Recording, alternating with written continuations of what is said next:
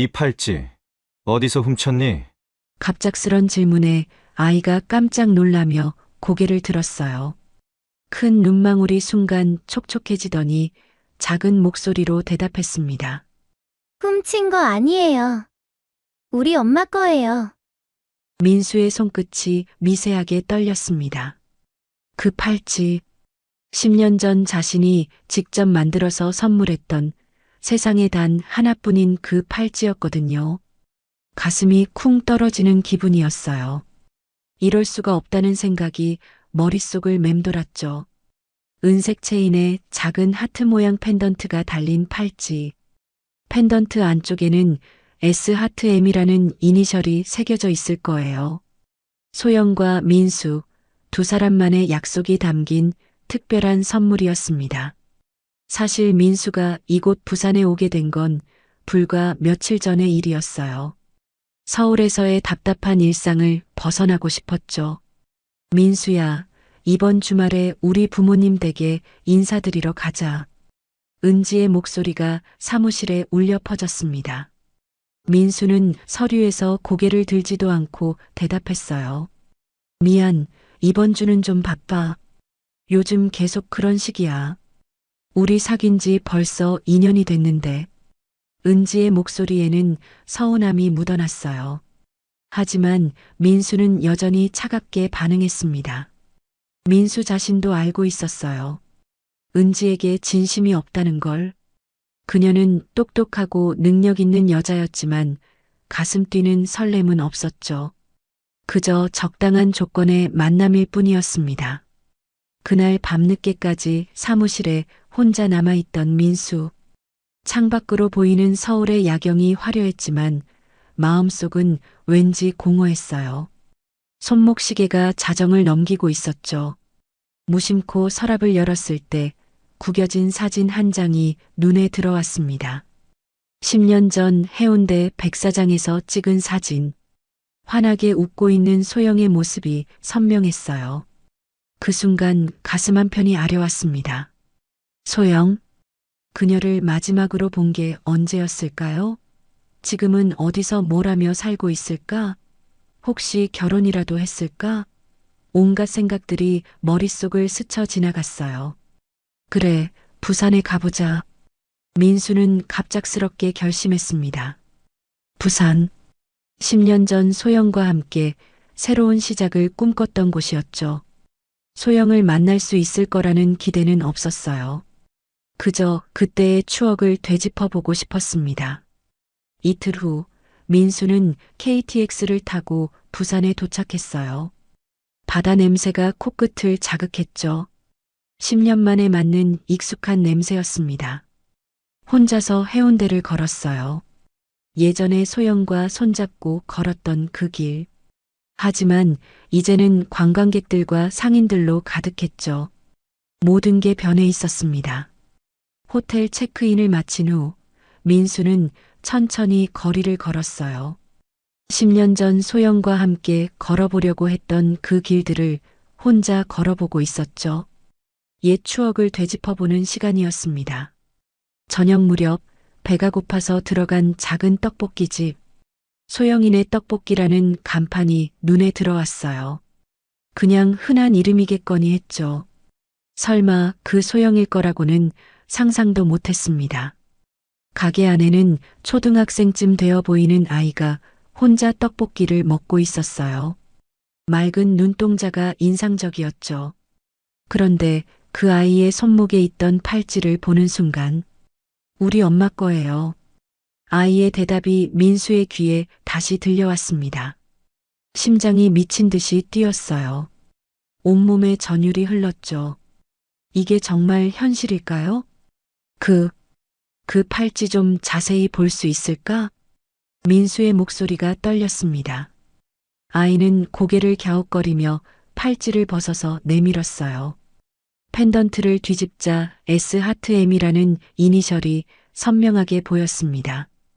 의심의 여지가 없었어요. 자신이 직접 새겨 넣은 글자였거든요.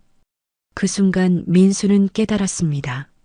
이 아이가 혹시 자신과 소영의 아이의 나이를 대충 계산해 보니 9살쯤 되어 보였어요. 시기가 딱 맞아떨어졌죠. 가슴이 터질 것 같았습니다. 10년 만에 마주한 운명적인 순간이었어요. 잠깐만, 이 팔찌 정말 예쁘다. 소영이 카페 쇼윈도에 진열된 액세서리를 바라보며 눈을 반짝였습니다. 민수는 그런 소영의 모습을 보며 미소를 지었어요. 28의 소영은 여전히 소녀 같은 순수함을 간직하고 있었죠. 사실 두 사람이 처음 만난 건 우연이었어요. 서울역 근처 작은 서점에서였죠. 소영이 아르바이트 하던 곳이었습니다. 민수는 아버지 회사 관련 서적을 찾으러 왔다가 계산대에서 환하게 웃고 있던 소영을 보고 한눈에 반했어요. 민수야, 나중에 돈 많이 벌면 저런 거 사줄 거야? 소영이 장난스럽게 물었습니다. 민수는 그녀의 손을 꼭 잡으며 진지하게 대답했어요. 저런 기성품 말고 세상에 하나뿐인 걸 만들어줄게. 그날 저녁 민수는 동대문 액세서리 도매상가를 뒤졌습니다. 소영만을 위한 특별한 팔찌를 만들고 싶었거든요. 은세공 기술자를 찾아가서 직접 도안을 그리고 제작을 의뢰했어요. 이니셜을 이렇게 새겨주세요. S 하트 M이요. 민수는 세심하게 디자인을 설명했습니다. 펜던트 겉면에는 작은 하트를, 안쪽에는 두 사람의 이니셜을 새겨 넣었어요. 일주일을 기다려서 받은 팔찌는 정말 완벽했습니다. 한강공원 벤치에 앉아있던 소영의 손목에 팔찌를 채워주던 그 순간 소영의 눈가가 촉촉해졌어요. 정말 예뻐. 고마워, 민수야. 그 후 두 사람은 서울 곳곳을 함께 다녔습니다. 남산타워에서 사랑의 자물쇠도 걸고 홍대 앞에서 버스킹 공연도 보고 명동에서 달고나도 만들어 먹었어요. 소영은 항상 그 팔찌를 차고 다녔죠. 하지만 행복은 오래가지 못했습니다. 민수의 아버지 박민철 회장이 두 사람의 관계를 알게 된 거예요. 회사 직원이 민수를 미행했다가 보고한 것이었습니다. 이게 대체 뭐야? 아버지가 민수의 방에 들이닥쳤어요. 손에는 소영과 찍은 사진들이 들려 있었죠. 민수의 얼굴이 창백해졌습니다. 고아라고? 변변한 집안 배경도 없는 여자를 데리고 다니다니. 아버지의 목소리가 집 전체를 뒤흔들었어요. 민수는 주먹을 꽉 쥐었지만 아무 말도 할 수 없었습니다. 사립탐정을 통해 조사해봤다. 어릴 때 고아원에서 자랐고 지금도 월세방에서 아르바이트로 근근히 살고 있어. 우리 집안과는 격이 맞지 않아. 아버지는 차가운 목소리로 말했어요. 민수의 가슴이 아팠습니다. 소영의 과거를 그렇게 함부로 말하는 아버지가 원망스러웠어요. 아버지, 사랑의 집안이 무슨 상관이에요? 저는 소영이를 진심으로 사랑합니다. 민수가 처음으로 아버지에게 맞섰어요. 하지만 아버지의 표정은 더욱 굳어졌죠. 당장 헤어져. 안 그러면 너도 이 집에서 나가라. 회사 상속권도 포기하는 거로 알고. 아버지의 말은 칼날 같았습니다. 민수는 어떻게 대답해야 할지 몰랐어요. 사랑하는 여자와 가족, 그리고 회사 사이에서 고민에 빠졌죠. 그날 밤 민수는 소영을 만났습니다. 대학로의 작은 찻집에서였어요. 소영의 얼굴에는 불안함이 역력했습니다. 무슨 일이야? 얼굴이 안 좋아 보여. 민수는 모든 걸 털어놓았어요. 아버지의 반대, 협박, 그리고 자신의 고민까지. 소영의 얼굴이 점점 어두워졌습니다. 그냥 우리 헤어져. 소영이 조용히 말했어요. 민수가 깜짝 놀라며 그녀의 손을 잡았죠. 왜 그런 말을 해? 난 널 포기할 수 없어. 민수야, 나 때문에 네가 모든 걸 잃을 순 없어. 가족도 회사도 다 소중한 거잖아. 소영의 목소리가 떨렸어요. 하지만 민수는 고개를 저었습니다. 아니야. 우리 같이 떠나자. 부산으로 가서 새로 시작하는 거야. 민수의 제안에 소영이 놀란 눈으로 바라봤어요. 정말, 정말 나 때문에 모든 걸 버릴 수 있어? 그래. 너 없는 성공은 의미가 없어. 우리 둘이 함께라면 어디서든 행복할 수 있을 거야. 민수는 소영의 손목에 있는 팔찌를 만지며 말했어요. 그 팔찌가 두 사람의 사랑을 증명하는 것 같았죠. 내일 새벽 6시에 서울역 광장에서 만나자. KTX 첫 차 타고 부산으로 가는 거야. 민수는 이미 모든 계획을 세워놓고 있었어요. 부산에서 작은 사업을 시작할 생각이었습니다. 찻집을 나서며 두 사람은 오랫동안 포옹했어요. 내일이면 새로운 인생이 시작될 거라는 설렘과 동시에 불안함도 있었죠. 하지만 사랑하는 사람과 함께라면 무엇이든 할 수 있을 것 같았습니다. 그날 밤 민수는 짐을 챙겼어요. 많이 가져갈 순 없었지만 소영과의 추억이 담긴 물건들은 꼭 챙겼죠. 소영도 자신의 작은 원룸에서 필요한 것들만 가방에 넣었습니다. 새벽 5시, 민수는 눈을 떴어요. 오늘이 인생이 바뀌는 날이라는 걸 알고 있었죠. 가슴이 두근거렸습니다. 1시간 후면 소영과 만나서 새로운 삶을 시작하게 될 거였어요. 하지만 운명은 두 사람에게 잔혹한 시련을 준비하고 있었습니다. 찬물로 얼굴을 씻으며 거울을 바라봤습니다. 긴장된 얼굴이 거울에 비쳤어요. 손이 미세하게 떨리고 있었죠. 정말 잘하는 일일까? 순간 의심이 들었지만 곧 고개를 저었습니다. 소용없는 인생은 상상할 수 없었거든요. 그때 복도 저편에서 이상한 소리가 들려왔어요. 쿵 하는 무언가 떨어지는 소리였죠. 민수는 발걸음을 멈췄습니다. 아버지 방에서 나는 소리 같았어요. 평소 같으면 신경 쓰지 않았겠지만 왠지 불안한 느낌이 들었습니다. 아버지, 조심스럽게 문을 두드렸지만 대답이 없었어요. 민수의 가슴이 철렁 내려앉았죠. 문손잡이를 돌려보니 잠겨있지 않았습니다. 천천히 문을 열고 들어갔어요. 아버지가 침실 바닥에 쓰러져 있었습니다. 얼굴은 창백했고 입가에는 거품이 맺혀 있었어요. 민수의 온몸에 전율이 흘렀죠. 아버지, 다급하게 달려가서 아버지를 흔들었지만 반응이 없었습니다. 떨리는 손으로 119에 전화를 걸었어요. 여보세요, 응급 상황입니다. 환자가 의식을 잃고 쓰러져 있어요. 주소는? 민수의 목소리가 갈라졌습니다. 시간은 새벽 5시 45분. 소영과의 약속까지 15분밖에 남지 않았어요. 구급차 사이렌 소리가 고급 주택가의 새벽 정적을 깨뜨렸습니다. 응급구조사들이 들것을 들고 뛰어들어왔어요. 민수는 넋을 잃고 그 모습을 바라봤죠. 보호자분이시죠? 환자분과의 관계가 어떻게 되세요? 아들입니다. 뇌출혈 의심됩니다. 즉시 응급수술 준비하세요.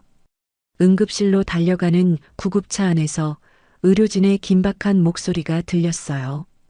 민수는 아버지의 차가워진 손을 꽉 잡고 있었습니다. 머릿속에는 온통 복잡한 생각들만 맴돌았어요. 보호자는 여기서 기다려주세요. 간호사의 말에 민수는 대기실 의자에 털썩 주저앉았어요.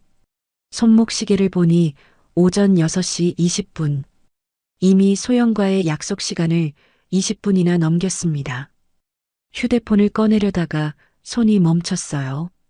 지금 이 상황을 어떻게 설명해야 할까요? 떨리는 손으로 소영의 번호를 눌렀습니다. 신호음이 길게 울렸지만 받지 않았어요. 아마 화가 났을 거예요. 자신을 바람 맞췄다고 생각하고 있을지도 모르죠. 다시 걸어봤지만 여전히 받지 않았습니다. 빨간 불이 켜진 수술실 입구.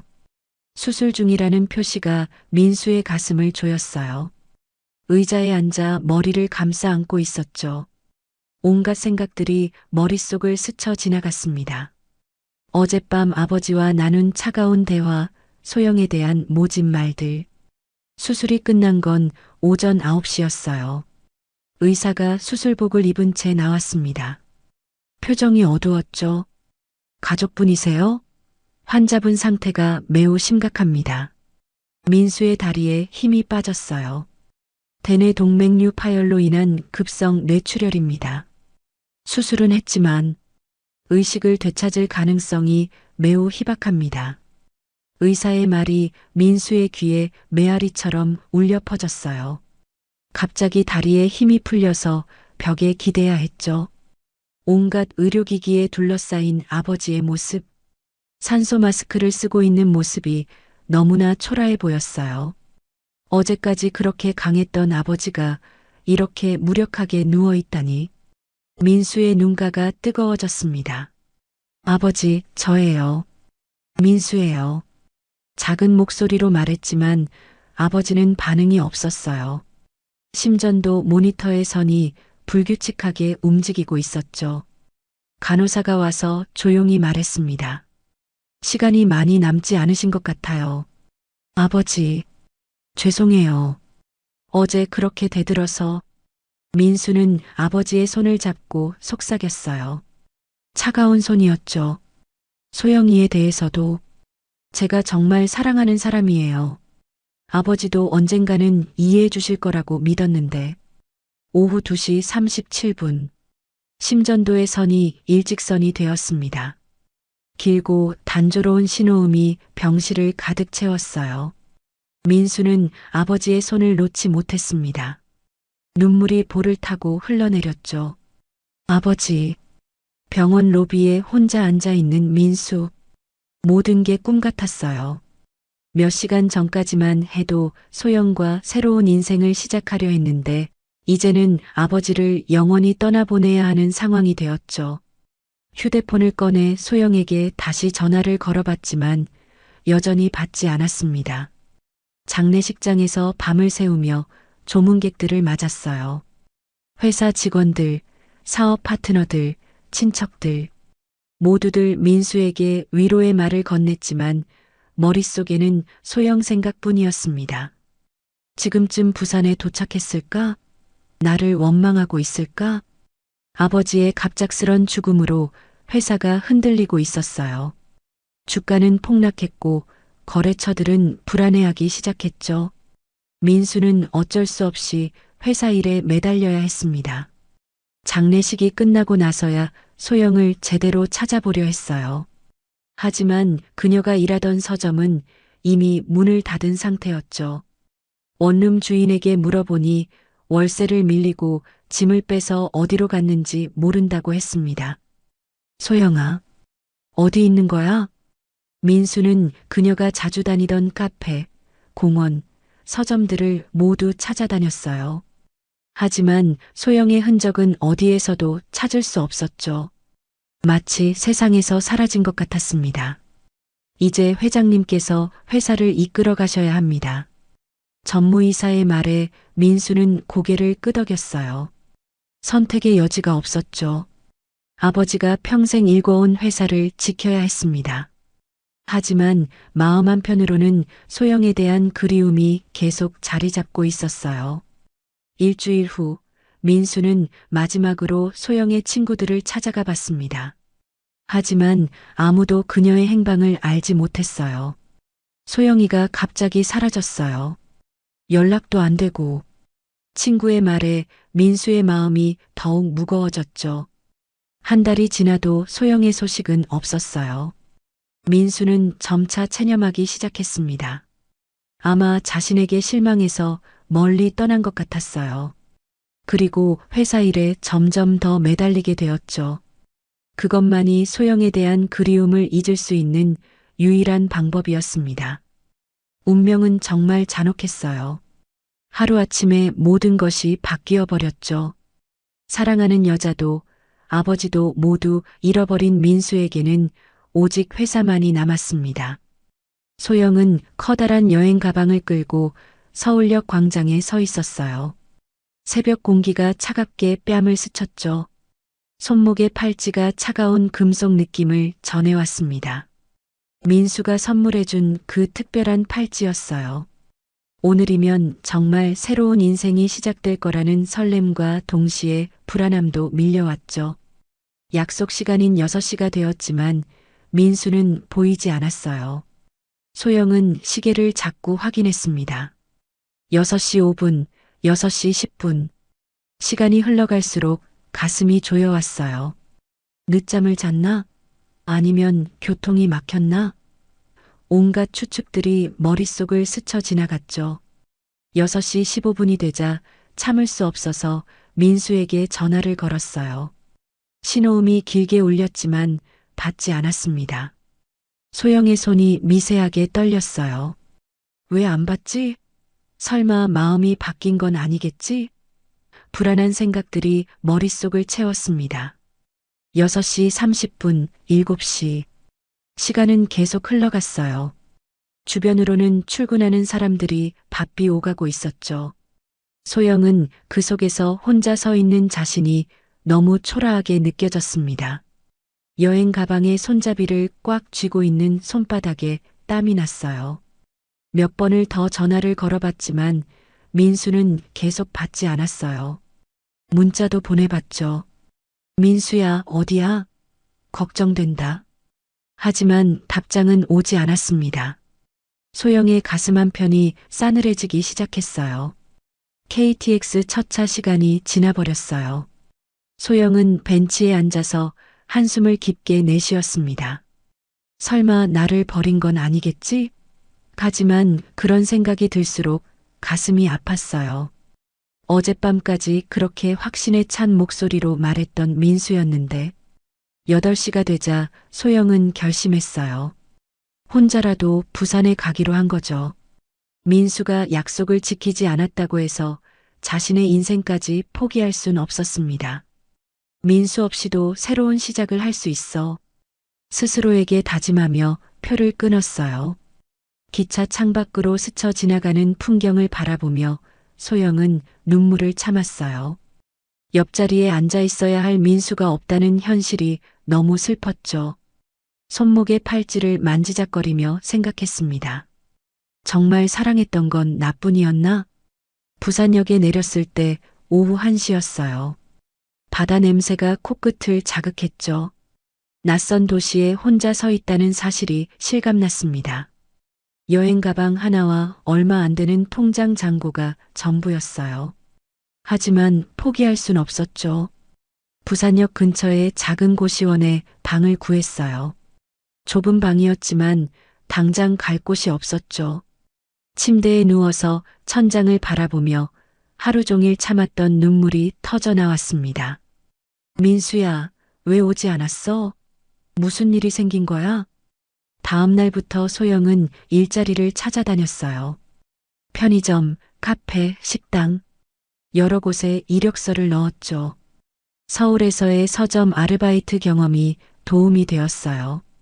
작은 분식집에서 홀서빙 일을 하게 되었습니다. 분식집 일은 힘들었지만 소영은 성실하게 했어요.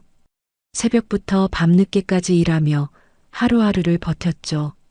일에 집중하고 있을 때만큼은 민수 생각이 잠시 사라졌습니다. 하지만 혼자 있는 시간이면 그리움이 밀려왔어요. 부산에 온 지 한 달이 지난 어느 날이었어요. 몸이 이상했죠. 아침마다 속이 메스꺼리고 어지러웠습니다. 처음에는 피로 때문이라고 생각했어요. 하지만 증상이 계속되자 불안해졌죠. 축하드려요. 임신 6주 차예요. 의사의 말에 소영은 머리가 하얘졌어요. 임신? 민수의 아이를? 진료실 의자에 앉아 있는 것도 힘들 정도로 충격이 컸죠. 손이 떨려서 초음파 사진을 제대로 잡을 수도 없었습니다. 병원을 나와서도 한참을 멍하니 서 있었어요. 뱃속에 민수의 아이가 있다는 게 믿어지지 않았죠. 기쁨과 절망이 동시에 밀려왔습니다.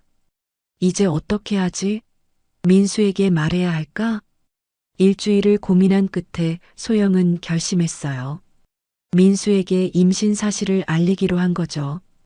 아무리 자신을 버렸다고 해도 아이 아버지로서 알 권리는 있다고 생각했습니다. 부산에서 서울로 올라가는 기차표를 끊었어요. 민수네 집 앞에 도착했을 때는 저녁 시간이었어요. 대문 앞에서 한참을 망설였죠. 어떻게 말하지? 화를 낼까? 온갖 생각이 머릿속을 스쳐 지나갔습니다. 용기를 내서 초인종을 누르려던 순간이었어요. 집 앞 정원에서 민수가 나오고 있었어요. 하지만 혼자가 아니었죠. 예쁘게 차려입은 여자가 그의 팔짱을 끼고 있었습니다. 두 사람은 웃으며 이야기하고 있었어요. 소영의 다리에 힘이 빠졌습니다. 민수야, 오늘 정말 즐거웠어. 그 여자의 목소리가 선명하게 들렸어요. 민수도 웃으며 대답했죠. 나도 그래. 다음에 또 만나자. 소영은 숨이 막혔습니다. 가슴이 찢어지는 것 같았어요. 담장 뒤에 숨어서 두 사람을 지켜봤어요. 민수는 그 여자를 차에 태워주고 있었죠. 다정한 모습이었습니다. 소영의 눈에서 눈물이 쏟아져 내렸어요. 나를 기다리며 혼자 아파하고 있을 거라고 생각했는데 더 이상 볼 수 없었어요. 소영은 뒤돌아서 걸었습니다. 발걸음이 무거웠죠. 뱃속의 아이를 생각하며 스스로 다짐했어요. 혼자서도 잘 키울 수 있어. 민수 없이도 살 수 있어. 서울역으로 향하는 발걸음이 처량했어요. 손으로 배를 감싸며 속삭였죠. 괜찮아, 우리. 엄마가 혼자서도 잘 키워줄게. 목소리가 떨렸지만 의지는 확고했습니다. 다시 부산으로 가는 기차 안에서 소영은 결심을 굳혔어요. 민수에게는 절대 연락하지 않기로 했죠. 그가 새로운 사람과 행복하다면 방해하고 싶지 않았습니다. 아이는 자신이 혼자 키우겠다고 다짐했어요. 부산에 도착해서 소영은 새로운 계획을 세웠어요. 아이를 위해서 더 안정적인 일자리를 찾아야 했죠. 출산까지 6개월, 그동안 돈을 모아서 아이를 키울 준비를 해야 했습니다. 그날 밤 작은 고시원에서 소영은 팔찌를 바라봤어요. 민수가 새겨넣은 S 하트 M 글자가 달빛에 반짝였죠. 잠시 망설이다가 팔찌를 벗어서 서랍 깊숙이 넣었습니다. 이제는 과거를 정리할 때였어요. 소영은 혼자서 아이를 낳았어요. 작고 예쁜 딸이었죠. 민수를 닮은 눈매를 보며 가슴이 아팠지만 동시에 행복했습니다. 다은이라고 이름을 지어줬어요. 편안할 다, 은혜로울 은. 이 아이만큼은 편안하고 행복하게 키우고 싶다는 마음을 담았죠. 그렇게 10년이 흘렀습니다. 소영은 다은이와 함께 부산에서 새로운 인생을 살았어요. 힘들었지만 후회하지 않았죠. 아이 때문에 민수에 대한 그리움도 점차 잊혀져 갔습니다. 하지만 가끔 밤에 혼자 있을 때면 여전히 그가 그리웠어요. 운명은 정말 예측할 수 없는 것 같았습니다. 사랑했던 사람의 배신으로 상처받았지만 그 덕분에 소중한 딸을 얻었죠. 소영은 다은이를 키우며 진정한 사랑이 무엇인지 깨달았습니다. 아버지의 장례식이 끝나고 민수는 회사 재건에 모든 것을 걸었어요. 매일 새벽 5시에 일어나서 밤 12시가 넘어서야 집에 돌아오는 생활이 계속되었죠. 사무실 책상 위에는 쌓인 서류들이 산더미 같았습니다. 주가 폭락으로 위기에 빠진 회사를 살리기 위해 하루도 쉴 수 없었어요. 아버지의 갑작스런 죽음으로 주요 거래처들이 계약을 취소하기 시작했어요. 회사 회의실에서 열린 긴급 임원회의는 연일 계속되었죠.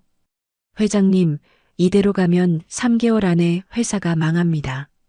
재무 담당 상무의 어두운 표정을 보며 민수는 주먹을 꽉 쥐었어요. 절대 아버지가 일군 회사를 망하게 할 순 없었습니다. 민수는 거의 사무실에서 살다시피 했어요. 소파에서 쪽잠을 자고 컵라면으로 끼니를 때우는 날들이 이어졌죠.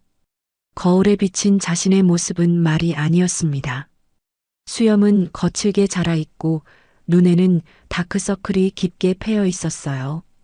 그런 힘든 시간에도 소영 생각은 멈추지 않았어요. 특히 밤늦게 혼자 있을 때면 더욱 간절했죠. 책상 서랍에 넣어둔 소영과의 사진을 꺼내보곤 했습니다. 지금 어디서 뭘 하고 있을까? 나를 미워하고 있을까? 그런 생각들이 가슴을 아프게 했어요. 2년간의 노력 끝에 회사는 서서히 안정을 찾기 시작했어요. 민수의 뛰어난 경영 능력과 새로운 사업 아이디어들이 효과를 발휘한 거죠. 주가도 다시 오르기 시작했고 새로운 거래처들과의 계약도 성사되었습니다. 그때 민수 앞에 나타난 사람이 강은지였어요. 아버지가 운영하는 투자회사를 통해 민수의 회사에 투자를 제안하러 온 거였죠. 검은색 정장을 말끔하게 차려입은 그녀는 첫 인상부터 강렬했습니다. 박 회장님, 저희가 제안하는 투자 조건을 검토해 보시겠어요? 은지는 처음부터 민수에게 관심을 보였어요. 비즈니스 미팅이 끝난 후에도 커피를 마시자고 제안했죠. 회장님, 같은 분과 일해보고 싶어요. 정말 대단하세요. 그녀의 칭찬에 민수는 어색해했어요. 오랫동안 일에만 매달려 살다 보니 여자와의 대화가 서툴렀거든요. 은지는 꾸준히 민수에게 접근했어요. 사업 관련 자료를 가져다 주면서 자연스럽게 식사를 함께 하게 되었죠. 고급 레스토랑에서의 만찬, 문화센터에서의 공연 관람, 은지가 주도하는 만남들이었습니다. 은지와 시간을 보내면서도 민수의 마음 한편에는 항상 소영이 있었어요. 은지가 웃을 때면 소영의 밝은 미소가 떠올랐고, 은지가 손을 잡으려 할 때면 소영의 따뜻한 손길이 그리워졌죠. 하지만 소영은 이미 찾을 수 없는 사람이 되어버렸습니다. 은지와 알게 된 지 1년이 지났을 때였어요. 그녀가 민수에게 정식으로 사귀자고 제안했죠. 우리 이제 진짜 연인이 되면 안 될까요? 민수는 한참을 망설였어요. 사랑한다는 감정은 없었지만 혼자 사는 것보다는 나을 것 같았죠. 좋아. 민수의 대답은 담담했어요. 사랑의 고백이라기보다는 사업 계약을 승인하는 것 같았죠. 은지는 아쉬워했지만 일단 관계를 시작하는 것에 만족했습니다. 같은 시간 부산에서는 소영이 다은이와 함께 새로운 삶을 읽어가고 있었어요. 처음에는 분식집에서 일했지만 점차 실력을 인정받아서 주방에서 요리를 담당하게 되었죠. 특히 떡볶이 만들기에 재능이 있었습니다. 다은이는 밝고 똑똑한 아이로 자라고 있었어요. 유치원에서도 인기가 많았죠. 하지만 가끔 다른 아이들이 아빠 이야기를 할 때면 조용해졌습니다. 엄마, 우리 아빠는 언제 와요? 그런 질문을 받을 때마다 소영의 가슴이 아팠어요. 아빠는 멀리 일하러 가셨어. 언젠가는 돌아오실 거야. 소영은 아이에게 거짓말을 할 수밖에 없었어요. 진실을 말하기에는 다은이가 너무 어렸거든요. 하지만 그 거짓말을 할 때마다 자신도 상처받았습니다. 다은이가 5살이 되던 해 소영은 용기를 내서 작은 떡볶이집을 차렸어요. 그동안 모은 돈을 모두 투자한 거였죠. 소영이네 떡볶이라는 간판을 달고 새로운 도전을 시작했습니다. 처음에는 손님이 거의 없었어요. 하루 종일 가게에 앉아 있어도 한두 명 정도만 들어올 뿐이었죠. 소영은 절망했지만 포기할 순 없었습니다. 다은이를 위해서라도 성공해야 했거든요. 소영은 자신만의 특별한 떡볶이 소스를 개발했어요. 달콤하면서도 적당히 매운맛이 일품이었죠. 그리고 다양한 토핑도 추가했습니다. 치즈, 라면사리, 만두까지. 손님들의 취향에 맞춰서 다양하게 만들어줬어요. 소영의 정성이 통했을까요? 점차 입소문이 나기 시작했어요. 근처 학교 학생들이 찾아오기 시작했고 직장인들도 점심시간에 들르곤 했죠. 가게는 점점 붐비기 시작했습니다. 다은이가 7살이 되던 해 소영은 오랫동안 서랍에 넣어두었던 그 팔찌를 꺼냈어요. 민수가 선물해준 특별한 팔찌였죠. 다은이에게 주면서 말했습니다. 이거 엄마가 제일 아끼는 거야. 너한테 줄게. 정말요? 고마워요, 엄마. 다은이는 팔찌를 받고 너무 좋아했어요. 그 후로는 매일 차고 다녔죠. 소영은 그 모습을 보며 복잡한 기분이 들었습니다. 민수에 대한 마지막 연결고리를 딸에게 넘겨준 것 같았거든요. 서울에서 민수와 은지의 관계는 계속되고 있었어요. 하지만 깊은 사랑이라기보다는 서로에게 필요한 존재 정도였죠. 은지는 성공한 남자와의 관계를, 민수는 외로움을 달래줄 사람을 원했습니다. 사귄 지 2년이 되자 은지가 결혼 이야기를 꺼내기 시작했어요. 민수야, 우리 언제 결혼할까? 하지만 민수는 매번 애매하게 대답했죠. 결혼이라는 단어가 나올 때마다 소영 생각이 더욱 간절해졌거든요. 회사는 날로 발전했고 돈도 많이 벌었지만 민수는 여전히 외로웠어요. 고급 아파트에서 혼자 보내는 저녁 시간들이 더욱 쓸쓸했죠. 가끔 술을 마시며 소영에게 전화를 걸고 싶은 충동을 느꼈지만 번호가 바뀌었을 것을 알고 있었습니다. 반면 부산에서 소영과 다은이는 소박하지만 행복한 나날을 보내고 있었어요. 저녁이면 가게 문을 닫고 함께 바닷가를 산책했죠. 다은이가 모래사장에서 뛰어노는 모습을 보며 소영은 미소를 지었습니다. 엄마, 이 팔찌 정말 예쁘죠? 다은이가 손목에 팔찌를 자랑하며 말했어요. 소영은 쓸쓸한 미소를 지으며 대답했죠.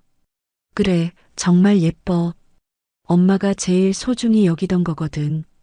그렇게 10년이라는 긴 세월이 흘렀습니다. 서울의 민수는 성공한 기업인이 되었지만 마음의 공허함은 채워지지 않았어요. 부산의 소영은 비록 부유하지는 않았지만 딸과 함께하는 소소한 행복을 누리고 있었죠. 두 사람 모두 상대방을 잊으려 노력했지만 완전히 지울 수는 없었어요.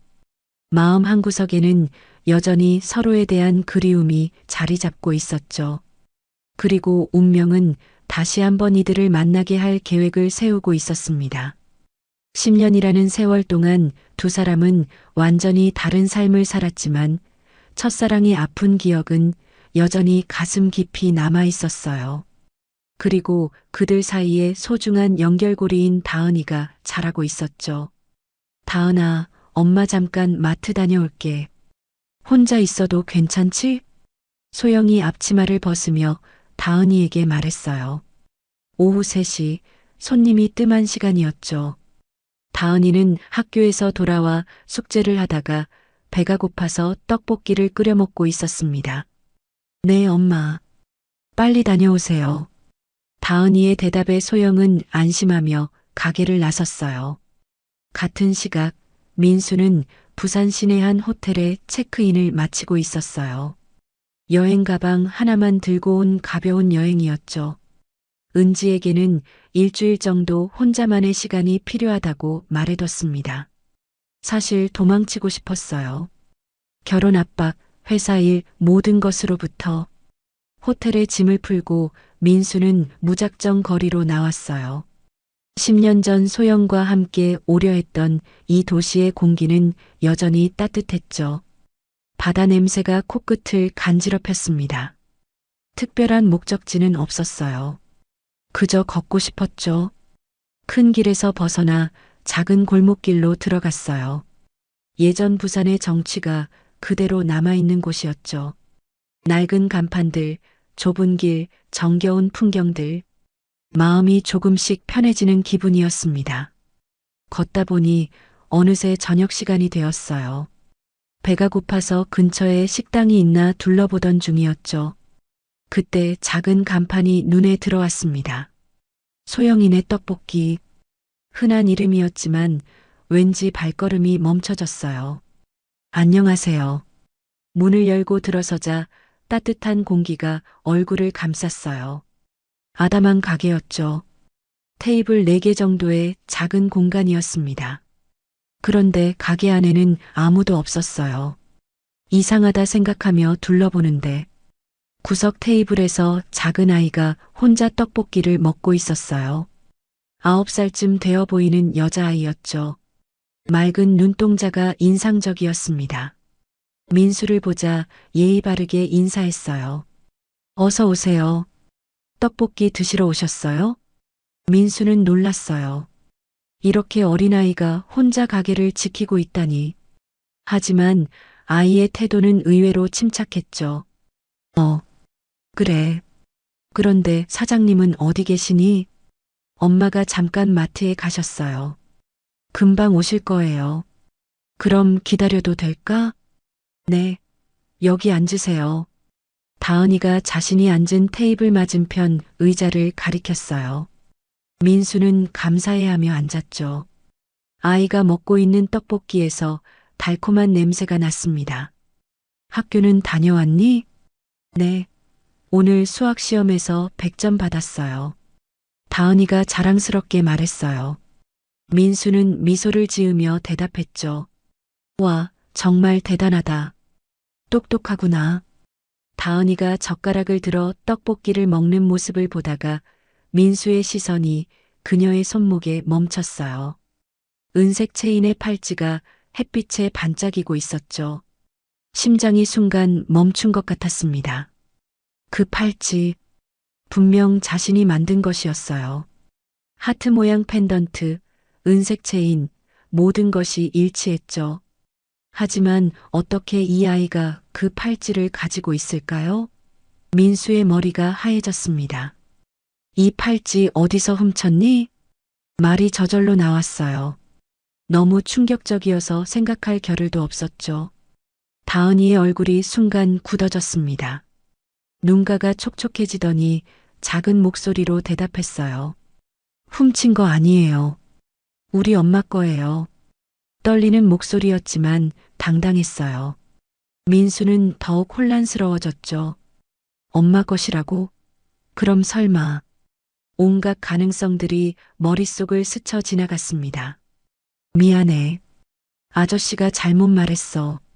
그 팔찌 좀 자세히 볼 수 있을까? 민수는 최대한 부드럽게 말했어요. 다은이는 여전히 경계하는 눈빛이었지만 팔찌를 벗어서 건넸죠. 조심히 봐주세요. 엄마가 제일 소중한 거라고 했어요. 떨리는 손으로 팔찌를 받은 민수. 펜던트를 조심스럽게 뒤집었어요. 그곳에는 분명히 SHM이라는 글자가 새겨져 있었죠. 의심의 여지가 없었습니다. 자신이 직접 새긴 글자였거든요. 민수는 숨이 막혔어요. 이게 정말 현실일까요? 이 아이가 소영의 딸이라면 나이를 계산해 보니 딱 맞아떨어졌죠. 10년 전 소영이 임신했다면 지금 이 아이의 나이와 정확히 일치했습니다. 아저씨, 왜 그렇게 놀라세요? 이 팔찌 아세요? 다은이가 고개를 갸웃거리며 물었어요. 민수는 어떻게 대답해야 할지 몰랐죠. 이 아이에게 진실을 말해야 할까요? 아니면, 예쁜 팔찌라서 그래. 엄마가 언제 주셨니? 2년 전에요. 7살 생일 때 주셨어요. 엄마가 제일 아끼던 거래요. 다은이의 대답에 민수의 가슴이 더욱 아팠어요. 소영이 자신과의 추억이 담긴 팔찌를 딸에게 줬다니. 엄마는 어떤 분이시니? 이름이 뭐야? 이소영이에요. 세상에서 제일 예쁘고 착한 엄마예요. 소영. 역시 그 소영이었어요. 민수의 눈가가 뜨거워졌습니다. 민수는 조심스럽게 물어봤어요. 그럼 아빠는? 다은이의 표정이 잠시 어두워졌어요. 아빠는 멀리 일하러 가셨어요. 언젠가는 돌아오신대요. 민수의 가슴이 찢어질 것 같았어요. 이 아이는 자신의 딸일 가능성이 높은데 아버지가 누군지도 모른 채 살고 있었던 거죠. 10년 동안 소영이 혼자 이 아이를 키워왔다는 사실이 충격으로 다가왔습니다. 아저씨도 떡볶이 드실래요? 우리 엄마가 만든 거 정말 맛있어요. 다은이가 천진하게 웃으며 제안했어요. 민수는 그 미소를 보며 소영의 모습을 떠올렸죠. 똑같은 미소였습니다. 그때 가게 문이 열리는 소리가 들렸어요. 민수의 심장이 미친 듯이 뛰기 시작했죠. 드디어 소영을 만나게 되는 순간이었습니다. 10년 만에 다은아, 엄마 왔어. 익숙한 목소리였어요. 민수는 팔찌를 다은이에게 돌려주며 몸을 돌렸습니다. 그리고 문 앞에 서 있는 여자를 봤죠. 10년이라는 세월이 흘렀지만 소영은 여전히 아름다웠어요. 약간 야위긴 했지만 예전의 그 맑은 눈동자는 그대로였죠. 하지만 민수를 보는 순간 소영의 얼굴이 창백해졌습니다. 두 사람은 말없이 서로를 바라봤어요. 시간이 멈춘 것 같았죠. 10년의 세월, 오해와 그리움, 모든 것이 이 순간에 압축되어 있었습니다. 다은이만 두 사람의 이상한 분위기를 눈치채지 못하고 있었어요. 운명은 결국 이들을 다시 만나게 했습니다. 하지만 이제 그들 사이에는 다은이라는 소중한 존재가 있었어요. 소영이 손에 들고 있던 장바구니가 바닥에 떨어졌어요. 우유팩이 굴러가고 달걀이 깨지는 소리가 났지만 아무도 신경 쓰지 않았죠. 두 사람은 그저 서로를 바라볼 뿐이었습니다. 10년이라는 세월이 한순간에 사라진 것 같았어요. 엄마, 이 아저씨가 떡볶이 드시러 오셨어요. 저랑 같이 기다렸어요. 다은이가 밝은 목소리로 말했어요. 하지만 엄마와 아저씨 사이에 이상한 분위기를 느꼈는지 목소리가 점점 작아졌죠. 두 어른의 표정이 너무 심각했거든요. 소영은 숨을 제대로 쉴 수 없었어요. 가슴이 터질 것 같았죠. 민수, 10년 만에 마주한 그 사람. 꿈에서도 그리워했던 사람이 지금 자신의 가게에 앉아 있다니. 다리에 힘이 풀려서 문틀을 잡고 있어야 했습니다. 민수 역시 마찬가지였어요. 소영, 그토록 찾아 헤맸던 여자가 바로 눈앞에 있었죠. 하지만 기쁨보다는 충격이 더 컸습니다. 그리고 다은이를 보며 확신했어요. 이 아이는 분명 자신의 딸이라고. 가게 안에 무거운 침묵이 흘렀어요. 시계 초침 소리만 들렸죠. 다은이는 엄마와 아저씨를 번갈아 보며 무슨 일인지 궁금해했습니다. 소영은 억지로 정신을 차렸어요. 다은이 앞에서 이상한 모습을 보일 수는 없었거든요. 떨리는 목소리로 말했습니다. 다은아, 방에 들어가서 숙제마저 해. 네. 근데 엄마. 얘야, 어른들 이야기가 있어. 방에서 놀고 있어. 소영의 목소리가 평소보다 엄했어요. 다은이는 무언가 이상하다는 걸 느꼈지만 엄마 말을 따랐죠. 방으로 들어가면서도 자꾸 뒤를 돌아봤습니다. 다은이가 방으로 들어가자 가게 안에는 민수와 소영만 남았어요.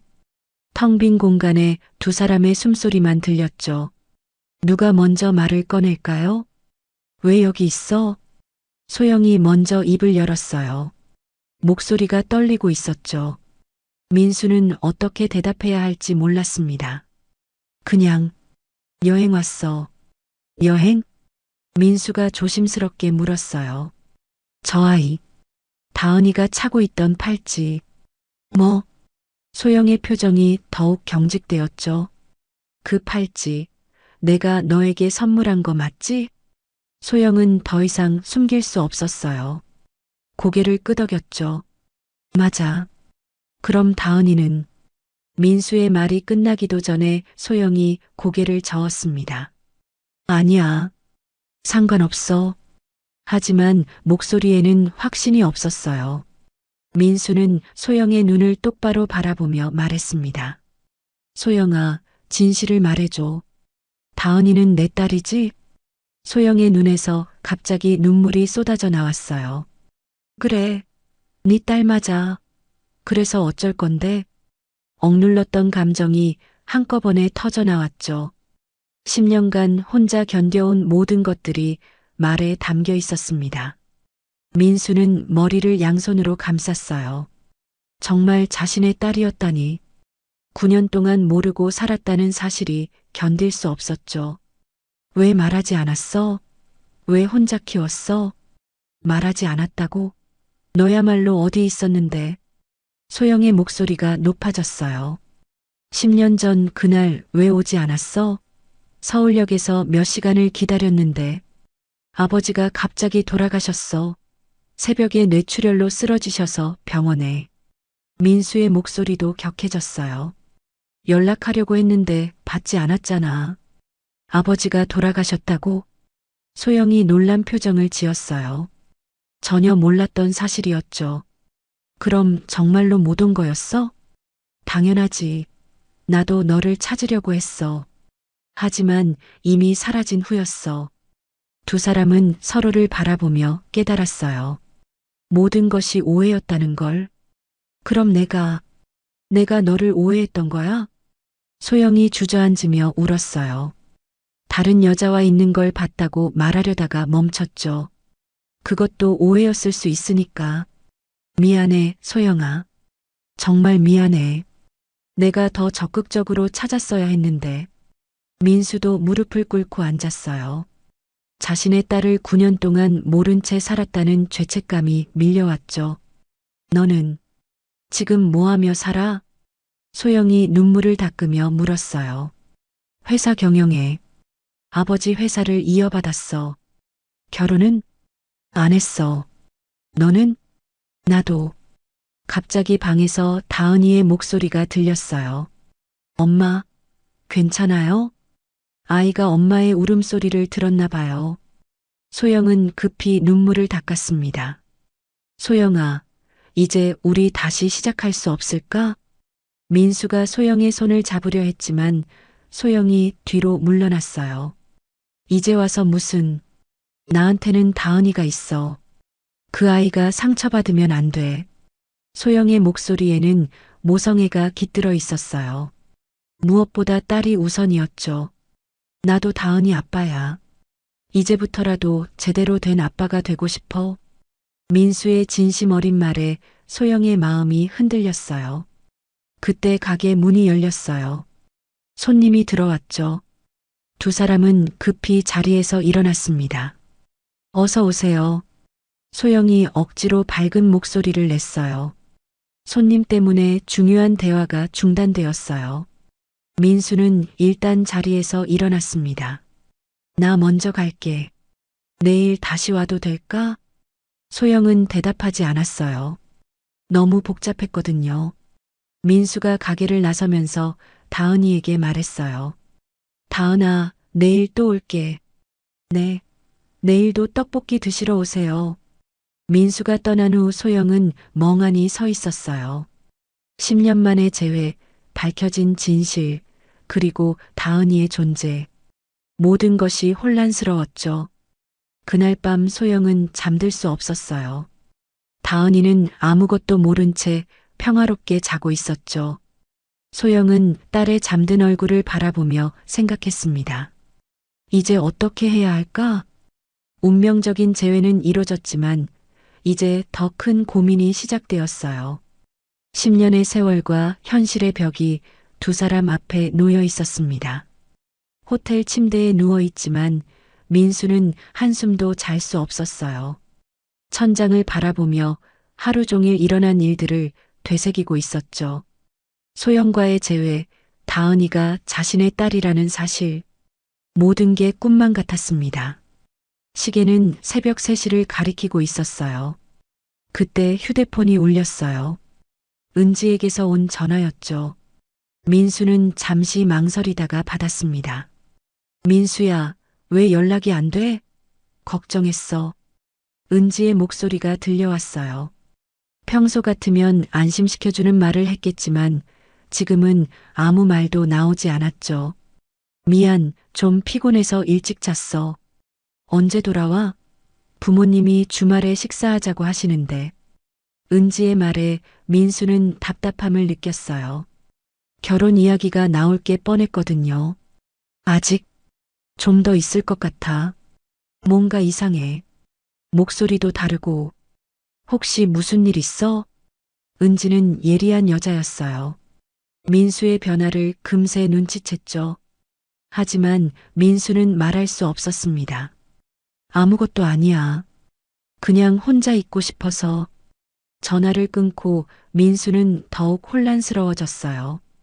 은지와의 2년간의 관계, 결혼 약속, 그리고 갑자기 나타난 소영과 다은이. 모든 것이 복잡하게 얽혀 있었죠. 다음 날 오전 민수는 다시 떡볶이집 앞에 서 있었어요. 문이 아직 열리지 않았죠.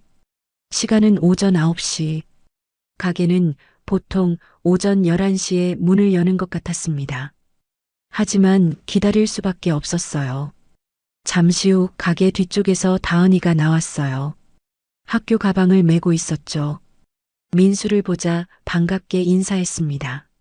아저씨, 벌써 오셨어요? 응, 일찍 일어나서. 학교 가는 길이구나? 네. 오늘은 체육 시간이 있어서 좋아요. 다은이가 밝게 웃으며 말했어요. 민수는 그 모습을 보며 가슴이 뭉클했죠. 자신의 딸과 이렇게 자연스럽게 대화하고 있다니. 체육을 좋아하는구나. 무슨 운동 잘해? 달리기요. 우리 반에서 제일 빨라요. 그때 소영이 가게에서 나왔어요. 다은이를 학교에 데려다 주려는 참이었죠. 민수를 보자 표정이 굳어졌습니다. 다은아, 학교 늦어. 빨리 가자. 엄마, 아저씨가 오셨어요. 소영은 민수와 눈을 마주치지 않으려 했어요. 어젯밤 잠을 못 잤는지 얼굴이 피곤해 보였죠. 일찍 오셨네요. 기다릴게. 다은이 학교 다녀와서 보자. 아저씨, 저 학교 다녀올게요. 오늘도 떡볶이 드세요. 다은이가 손을 흔들며 학교로 향했어요. 민수는 그 뒷모습을 보며 뭉클함을 느꼈죠. 내 딸이 저렇게 밝게 자라고 있구나. 다은이가 떠나고 소영이 가게 문을 열었어요. 민수도 따라 들어갔죠. 어제보다는 침착해 보였지만 여전히 경계하는 눈빛이었습니다. 어젯밤 생각해봤어. 소영이 먼저 말을 꺼냈어요. 민수야, 우리가 다시 만난 건 기적 같은 일이야. 하지만 현실을 생각해봐. 소영의 목소리에는 깊은 고민이 담겨 있었어요. 너는 서울에서 큰 회사를 운영하고 있고 나는 여기서 작은 가게를 하며 살고 있어. 그런 게 중요해? 나는 너와 다은이와 함께 있고 싶어. 민수가 간절하게 말했어요. 하지만 소영은 고개를 저었죠. 쉽게 생각하지 마. 다은이한테는 아빠가 갑자기 나타났다고 해서 받아들일 수 있는 일이 아니야. 그 아이는 9년 동안 아빠 없이 살았어. 나는 아빠가 일하러 멀리 갔다고 말해왔고, 갑자기 진실을 말한다면 충격받을 거야. 소영의 말이 맞았어요. 민수도 그 점이 가장 걱정되었죠. 소영아, 사실 나도 복잡해. 서울에 돌아가야 할 사정이 있어. 소영의 표정이 단단해졌어요. 역시 그렇구나. 결혼한 거야? 아니야. 하지만 2년째 사귀고 있는 사람이 있어. 결혼을 생각하고 있었고, 소영은 웃음을 지었지만 쓸쓸해 보였어요. 그럼 돌아가. 그 사람이 기다리고 있을 텐데. 소영아, 나와 다은이는 지금까지처럼 잘 살 수 있어. 걱정하지 마. 민수는 머리를 감쌌어요. 정말 어떻게 해야 할지 모르겠었죠. 은지를 배신할 수는 없었지만 소영과 다은이를 포기할 수도 없었습니다. 시간을 좀 줘. 정리할 게 있어. 시간? 서울에 돌아가서 모든 걸 정리하고 올게. 일주일만. 민수야, 나는 기다리지 않을 거야. 10년 전처럼 또 기다렸다가 상처받고 싶지 않아. 소영의 말에는 단호함이 있었어요. 이번이 마지막이야. 정말 우리를 선택할 자신이 있을 때만 와. 알겠어. 꼭 돌아올게. 민수가 진지하게 말했어요. 하지만 소영은 믿지 않는 표정이었죠. 말만 하면 뭐해. 행동으로 보여줘. 오후에 학교에서 돌아온 다은이와 민수는 함께 시간을 보냈어요. 떡볶이를 먹으면서 이런저런 이야기를 나눴죠. 아저씨는 무슨 일 하세요? 회사를 운영해. 많은 사람들이 일하는 곳이야. 우와, 대단해요. 다은이와 이야기하면서 민수는 묘한 감정을 느꼈어요. 혈육의 정이라고 할까요? 이 아이가 자신의 딸이라는 게 믿어지지 않으면서도 자연스럽게 애정이 생겼죠. 다은아, 아저씨가 선물 하나 사줄까? 정말요? 뭘 사주실 건데요?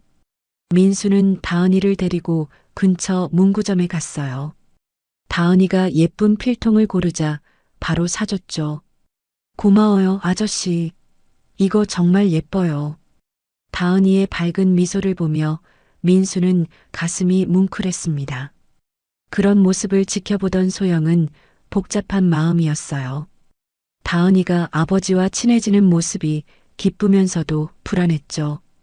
혹시 민수가 다시 사라지면 다은이가 상처받을까봐 걱정되었습니다. 저녁이 되자 민수가 일어났어요.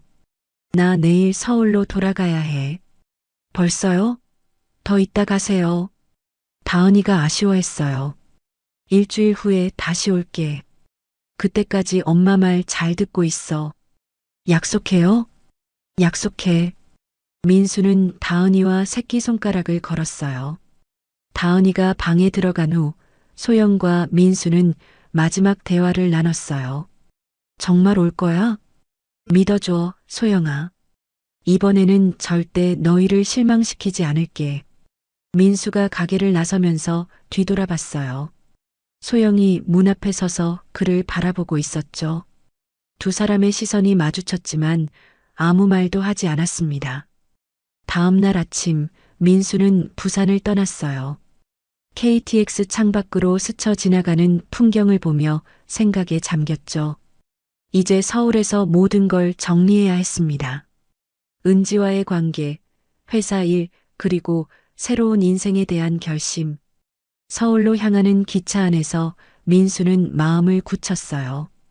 이번에는 정말로 소영과 다은이를 선택하겠다고, 더 이상 과거의 실수를 반복하지 않겠다고 다짐했습니다. 하지만 현실은 그리 만만하지 않을 거였어요. 은지, 회사, 그리고 모든 기득권을 포기한다는 게 쉬운 일은 아니었으니까요. 서울역에 도착한 민수는 택시를 타고 집으로 향했어요. 익숙한 도시의 풍경이 스쳐 지나갔지만 왠지 낯설게 느껴졌죠. 부산에서의 며칠이 모든 것을 바꿔놓은 것 같았습니다. 고급 아파트에 도착해서도 발걸음이 무거웠어요. 넓은 거실에 혼자 서 있으니 더욱 공허했어요. 비싼 가구들과 화려한 인테리어가 무색하게 느껴졌죠. 부산의 작은 떡볶이집이 오히려 더 따뜻했던 것 같았습니다. 소파에 앉아 한참을 멍하니 있었어요. 저녁 무렵 초인종이 울렸어요. 은지였죠. 그녀는 꽃다발을 들고 밝은 미소로 들어왔습니다. 여행 잘 다녀왔어? 많이 보고 싶었어. 민수는 억지로 미소를 지으며 대답했어요. 응, 잘 다녀왔어. 오늘 우리 부모님과 저녁 약속 있는 거 기억하지? 아빠가 특별한 이야기가 있다고 하시던데. 은지의 말에 민수의 가슴이 무거워졌어요. 아마 결혼 이야기일 거였죠. 하지만 지금 상황에서는 감당할 수 없었습니다. 미안, 오늘은 좀 피곤해서 다음에 만나면 안 될까? 은지의 표정이 서운해졌어요. 여행 다녀온 지 첫날인데 또 미루는 거야? 요즘 자꾸 이런 식이야. 혹시 나한테 숨기는 일 있어? 부산에서 무슨 일이 있었던 거야? 은지는 예리한 여자였어요. 민수의 변화를 금세 눈치챘죠. 하지만 민수는 아직 말할 준비가 되지 않았습니다. 아무것도 없어. 그냥 혼자 생각할 시간이 필요해. 생각할 시간? 우리 사귄 지 2년이야. 더 무슨 생각이 필요해? 은지의 목소리가 높아졌어요. 민수는 대답할 말이 없었죠. 일주일만 시간을 줘. 그러면 모든 걸 정리해서 이야기할게. 정리? 무슨 정리? 은지가 불안해하며 물었어요. 하지만 민수는 더 이상 말하지 않았죠. 은지는 화가 나서 집을 나갔습니다. 은지가 떠나고 민수는 다시 혼자가 되었어요. 휴대폰을 꺼내 소영의 번호를 보고 있었죠. 전화하고 싶었지만 아직은 때가 아니었습니다. 먼저 정리할 일들이 있었어요. 다음 날 회사에 출근한 민수는 일에 집중할 수 없었어요. 서류를 보고 있어도 자꾸 다은이의 얼굴이 떠올랐죠. 부회장이 들어와서 중요한 보고를 하는데도 제대로 듣지 못했습니다. 회장님, 괜찮으세요? 얼굴이 안 좋아 보이는데. 아, 미안. 다시 설명해줘. 점심시간에 민수는 한강공원을 혼자 걸었어요.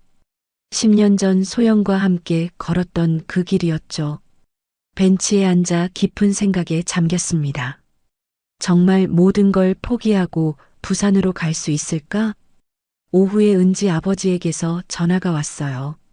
민수야, 어제 왜 안 왔어? 은지가 많이 서운해했던데. 죄송합니다. 급한 일이 생겨서 이번 주말에는 꼭 와야 해. 중요한 이야기가 있거든. 전화를 끊고 민수는 더욱 답답해졌어요. 은지 아버지는 자신의 회사에 투자도 하고 있고 결혼도 기대하고 있었죠. 모든 걸 정리한다는 게 쉬운 일이 아니었습니다. 그날 밤 민수는 중요한 결심을 했어요. 더 이상 미룰 수 없었죠. 내일 은지와 만나서 모든 걸 솔직하게 이야기하기로 했습니다. 다음 날 저녁 민수는 은지를 고급 레스토랑으로 불렀어요. 은지는 기대에 찬 표정으로 왔죠. 아마 프러포즈라도 할 거라고 생각한 것 같았습니다. 무슨 특별한 날이야? 이런 곳까지 예약해서. 은지야, 중요한 이야기가 있어. 민수는 모든 걸 털어놓았어요. 부산에서 만난 소영, 다은이가 자신의 딸이라는 사실, 그리고 자신의 마음까지. 미안해, 은지야. 나한테는 이미 가족이 있었어. 은지는 처음에는 믿을 수 없다는 표정이었어요. 뭐라고? 딸이 있다고? 그럼 나는 뭐야? 목소리가 떨렸죠. 2년 동안 우리가 함께한 시간은 뭐였어? 정말 미안해. 너에게 상처를 주려던 건 아니었어. 하지만 이제 진실을 마주해야겠어. 은지의 눈에서 눈물이 흘러나왔어요. 나는 정말 사랑했는데. 은지야, 너는 좋은 사람이야. 나보다 훨씬 좋은 사람을 만날 거야. 그런 식으로 위로하지 마. 나는 네가 필요해. 은지가 울먹이며 말했어요. 미안해. 정말 미안해. 민수는 더 이상 할 말이 없었어요. 은지는 자리에서 일어나더니 뺨을 한 대 때렸습니다. 절대 용서 안 해. 그리고 레스토랑을 뛰쳐나갔어요. 이틀 후 민수는 회사 임원진을 모두 불러 모았어요. 중요한 발표가 있었죠. 저는 회장직에서 물러나겠습니다. 회의실이 술렁거렸어요. 부회장님이 당분간 회사를 이끌어 주세요. 회장님, 갑자기 무슨 말씀이세요? 회사는 지금 최고의 상황인데. 임원들이 만류했지만 민수의 의지는 확고했어요. 개인적인 사정이 있습니다. 이해해 주세요. 일주일 동안 민수는 인수인계에 매달렸어요. 10년간 일궈온 모든 것을 정리하는 것은 쉽지 않았죠. 하지만 후회는 없었습니다. 진정한 행복을 위해서는 필요한 희생이었어요. 아파트도 정리했어요. 필요한 물건들만 챙기고 나머지는 모두 처분했죠. 소영과의 옛 사진들만은 소중히 챙겼습니다. 서울에서의 마지막 밤이었어요. 텅 빈 아파트에서 민수는 소영에게 전화를 걸었습니다.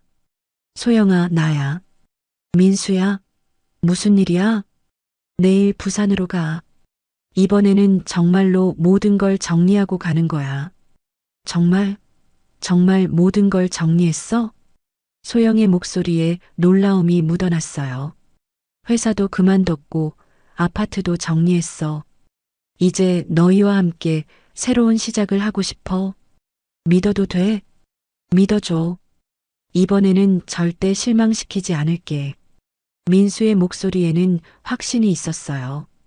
다음 날 아침, 민수는 여행 가방 하나만 들고 부산행 KTX에 올랐어요. 이번에는 돌아올 생각이 없었죠. 창밖 풍경을 보며 새로운 인생에 대한 기대감이 밀려왔습니다. 기차 안에서 민수는 다은이를 생각했어요. 이제 진짜 아빠가 될 수 있을까? 9년간 부재했던 시간을 어떻게 메울 수 있을까? 걱정도 있었지만 설렘이 더 컸습니다. 부산이 가까워질수록 민수의 마음은 가벼워졌어요. 드디어 진정한 자신의 모습으로 살 수 있게 된 거였죠. 성공, 돈, 지위, 모든 것을 포기했지만 대신 사랑과 가족을 얻게 되었습니다. 기차는 부산을 향해 달려가고 있었어요. 민수의 새로운 인생도 함께 달려가고 있었죠. 부산역에 도착한 민수는 깊게 숨을 들이마셔 봤어요. 바다 냄새가 섞인 공기가 폐 속 깊이 스며들었죠. 이제 정말로 돌아갈 곳이 없었습니다. 서울의 모든 것을 정리하고 온 이상 오직 앞으로만 나아갈 수 있었어요. 손에 든 여행 가방이 유일한 짐이었죠. 택시를 타고 떡볶이집으로 향했어요. 기사 아저씨가 말을 걸어왔죠. 어디서 오셨어요? 서울에서요. 관광 오신 거예요? 아니요. 이제 여기서 살 예정이에요. 민수의 대답에 기사 아저씨가 놀란 표정을 지었습니다. 오후 2시쯤 떡볶이집 앞에 도착했어요. 점심시간이 지나서인지 손님이 몇 명 없었죠. 가게 안에서는 소영이 설거지를 하고 있었고 다은이는 학교에 간 상태였습니다. 민수는 잠시 밖에서 지켜보며 마음을 가다듬었어요.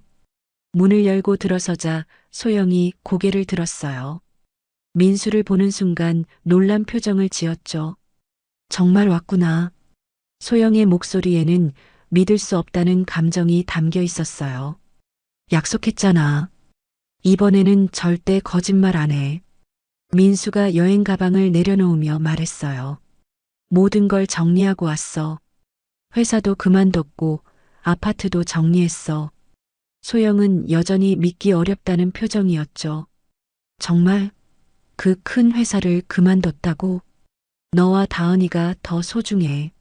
소영의 눈가가 촉촉해졌어요. 10년을 기다린 말이었죠. 바보야. 왜 이제 와서? 늦었다는 걸 알아.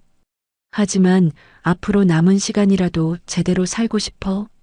그때 학교에서 돌아온 다은이가 가게 문을 열고 들어왔어요. 엄마, 저 왔어요. 아저씨. 다은이가 민수를 보고 환하게 웃었죠. 약속 지키셨네요. 정말 왔어요. 민수는 다은이를 꼭 안아줬어요. 작은 몸에서 따뜻함이 전해져 왔죠. 이 아이가 자신의 딸이라는 게 아직도 신기했습니다. 다은아, 아저씨가 앞으로 계속 여기 있을 거야. 정말요? 매일 볼 수 있어요? 그럼 매일 보고 같이 놀고 같이 밥도 먹고. 소영이 다은이를 불렀어요. 다은아, 엄마가 중요한 이야기가 있어. 다은이가 고개를 갸웃거렸죠. 소영은 민수를 바라보며 눈빛으로 허락을 구했어요. 민수가 고개를 끄덕였습니다.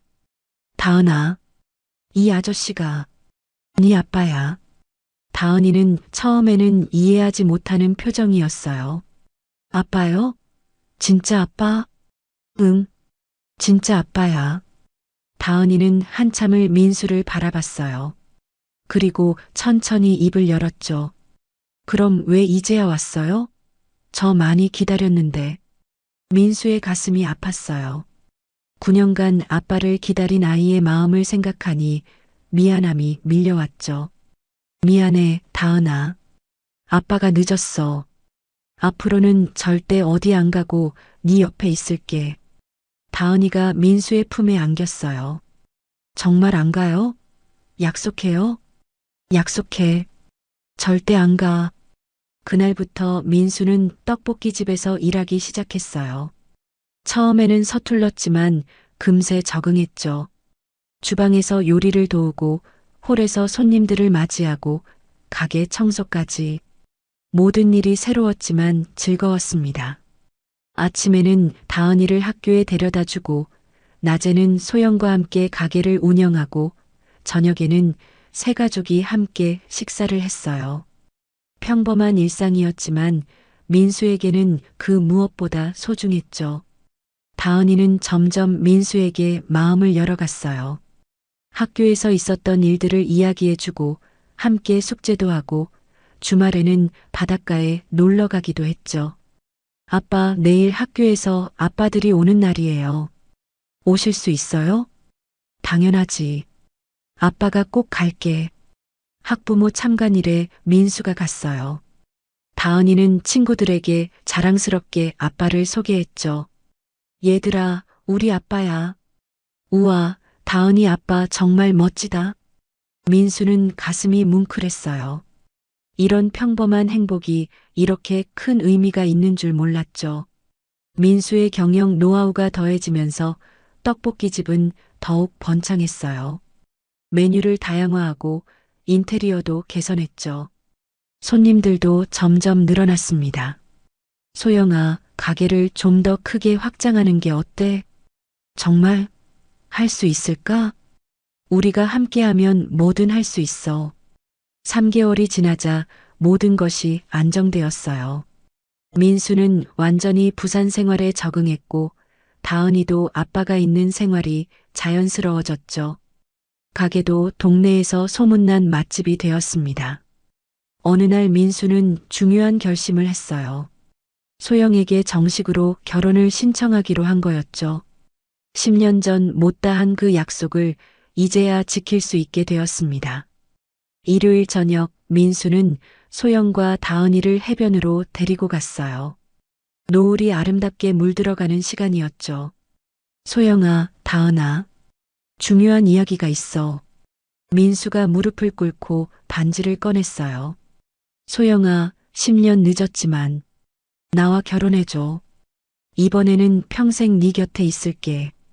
소영의 눈에서 눈물이 흘러내렸어요. 그래, 그래, 민수야. 소영이 고개를 끄덕이자 다은이가 박수를 쳤어요. 우와, 이제 진짜 가족이 되는 거예요? 그럼 우리는 이미 가족이야. 한 달 후 소박하지만 따뜻한 결혼식을 올렸어요. 부산의 작은 예식장에서 가족과 친구들만 모인 조촐한 결혼식이었죠. 다은이가 예쁜 드레스를 입고 꽃을 뿌려줬습니다. 결혼 후에는 가게 근처의 작은 주택으로 이사했어요. 마당이 있는 2층 집이었죠. 다은이는 자기 방을 갖게 되어 너무 좋아했습니다. 아빠, 엄마, 우리 집 정말 예뻐요. 결혼한 지 1년이 지났어요. 소영이 둘째를 가졌다는 소식을 전했죠. 민수야, 우리 둘째 생겼어. 민수는 기쁨으로 소영을 안아줬어요. 정말? 이번에는 처음부터 함께 할 수 있겠네. 다은이도 동생이 생긴다는 소식에 너무 좋아했어요. 아빠, 남동생이었으면 좋겠어요.